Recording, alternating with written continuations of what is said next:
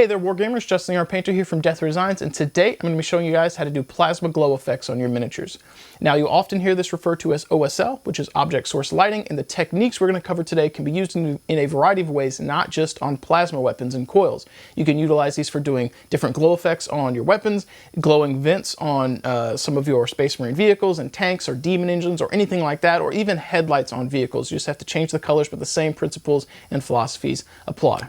So approach this tutorial today with maybe how to learn how to do plasma glow effects on your weapons, but also know that this is a tool and a technique to put in your toolbox for, using it in a variety of different ways for your miniatures.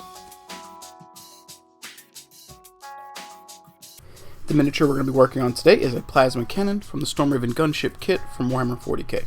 Now you can apply these techniques to any type of weapon you want to add a glow to. Maybe it's an actual plasma gun or plasma cannon on an infantry model, or just some hot coils or a vent on a type of vehicle or something like that that you have.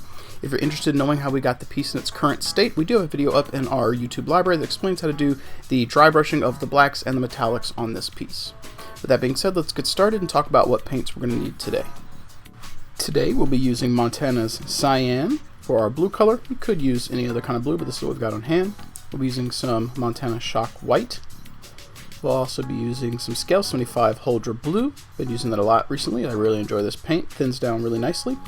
And we'll be coming in with some Ghost Tint Plasma Fluid from Minotaur. And you'll want to have a bottle of some type of white acrylic paint as well. Anything will do. With our cyan loaded up in the airbrush, we're going to come in here and focus on the coils here. If we get a little bit of overspray, that's fine. But I find when applying glows and OSL effects that very often less is definitely more. So come in here, be very subtle, and build up your colors. Don't go willy-nilly and just blast the whole area with this blue paint, or you're gonna kind of lose the glowing effect. So again, less is more. Be subtle and build these up.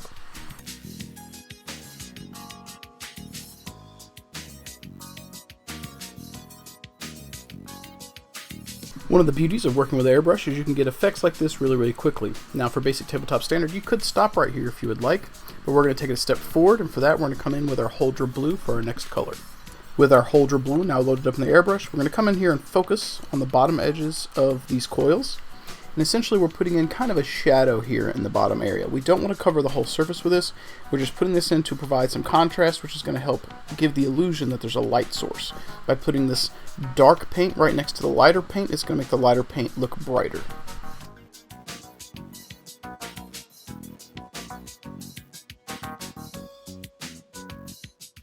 With our Huldra Blue down, now we're going to come in with our Montana Shock White and aim for the coils here right at the top.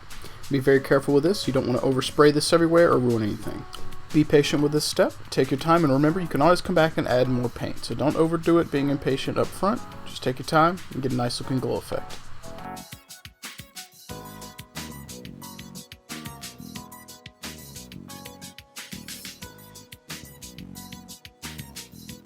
Next up, we're going to come in with our Ghost Tint Plasma Fluid from Minotaur, and I've thinned this down in a 1:1 ratio with a little bit of water. We are going to be covering the whole surface area with this, but I like to thin it down because I get a little bit more of a subtle effect, subtle transition, and I can come in and layer this up to get an intensity of the blue that I like.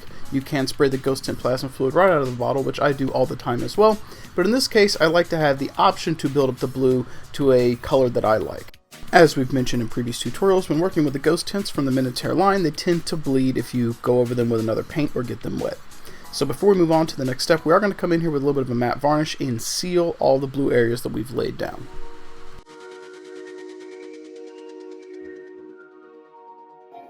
With our matte varnish now applied, it's time to come in for the next step. For that, we're going to be coming in with some white paint and edge highlighting the top edges of these coils. Now you could even go one step further if you like and start doing some little edge highlights on the sides of the panels here, where there might be some intense glows or light cast off. The sky really is the limit. It just depends on how much time you want to spend really enhancing the glow effect. Now it's important to note, when I approached applying the white edges here to the coils to really make them pop and look hot, I thinned down my white paint considerably. Now you could come in with a bit more of a thick paint if you'd like, but in this particular case I like coming in with a thin paint because I can come in and apply multiple passes and multiple coats until I get an intensity that I like. As we've said before, sometimes less is more, and being able to come in and add more paint is a lot better than putting on paint too thick early on. So use your best judgment, play around with this, and make these coils look really cool to you.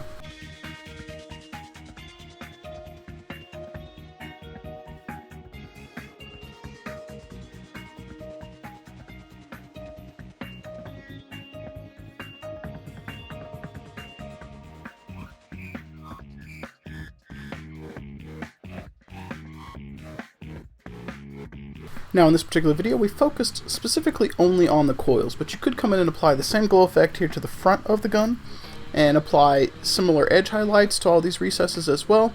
But I found that sometimes with OSL doing less is more. So when you do these effects, try and be as subtle as possible and get these nice glow effects. Don't just have a big blob of blue paint everywhere. Then you're going to lose that. That's a mistake that I made early on with airbrushing, and I just started slinging paint everywhere, and try and learn from my mistake and definitely take to heart the less is more philosophy. In this particular case, I really like how the paint has radiated over just a little bit onto the black casing, and that really helps sell the OSL effect. Alright, with our paint dry, the effect is complete. Hopefully you guys enjoyed this video and this tutorial. If so, make sure you smash that like button, subscribe to the channel, and ding the little bell so you get alerts when we put up new content.